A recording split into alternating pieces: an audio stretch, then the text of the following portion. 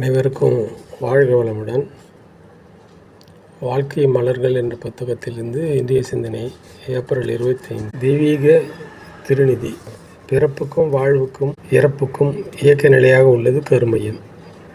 காந்த சொல்லிலின் மைய ஈர்ப்பு, உயிரியக்கமான சூக்கும உடலின் இயக்க மையம், விந்துநாத குழம்பின் ஈர்ப்பு மையம், மூன்றும் ஒன்று கூடிய வியக்கத்தக்க ஒரு உயிரின மறைப்பொருள் புதையல்தான் எந்த உயிரினத்திற்கும் மையப்பகுதியில் அமைந்துள்ள கருமையமாகும்.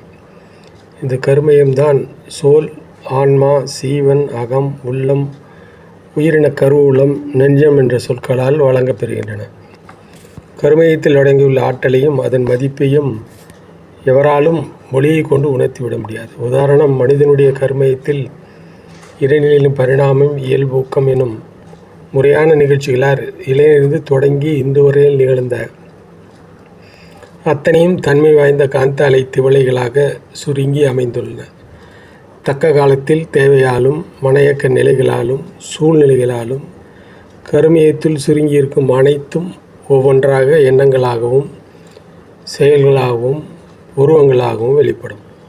இத்தகைய பேராற்றல் அமைந்த தெய்வீக திருவிளையாட்டின் சுற்றும அரங்கமே கருமையமாகும். இத்தகைய கருமையத்தில் காலம், தூரம், பருமன், இயக்கம் என்ற 4 பரிணாமங்களுக்கும் எட்டாத இறைநிலையில் இருந்து இன்று நாம் காணும் விரிந்த பேரியக்க மண்டலத்தில் நிகழும் கோடான கோடி இயக்கங்களையும் பிரதிபலிக்கும் காந்த கண்ணாடியாக விளங்கும் தெய்வீக திருநிதியே கருமையமாகும். இன்றைய சிந்தனைக்கு தொடர்புடைய சாமிஜியுடைய பாடல்களை பார்ப்போம். அதில் காந்தநிலை அறியாமல் கருமையத்தையோ கருமையம் அறியாமல் கடவுளையோ அறிய முடியாதுன்னு சாமிஜி ஒரு பாடலில் சொல்லியிருக்காங்க.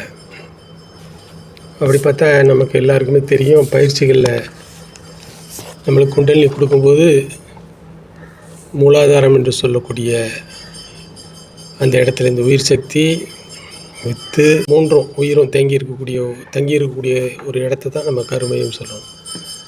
இந்த கருமையம் என்ற இடத்துலேருந்து தான் நம்ம குண்டல் சக்தியை புருவமத்தி கொண்டு வந்து கொடுக்குறாங்க.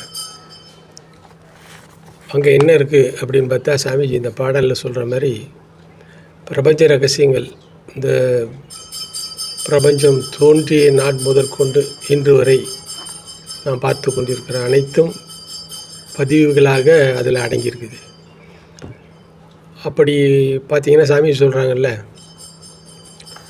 நான் எழுத ஆரம்பித்தேன்னா என்னுடைய பேனா நான் பிடிச்சிருக்கிற எழுதுகோள் பேப்பரில் இருந்தாலே என்னோடய மனம் இறைவனோடு இணைந்து இருக்கும்.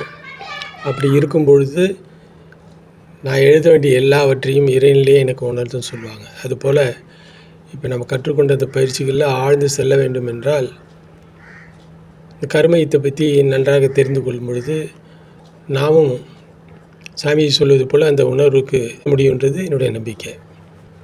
ஆகவே சாமியுடைய பயிற்சிகளில் எல்லாம் சிறப்பாக செய்து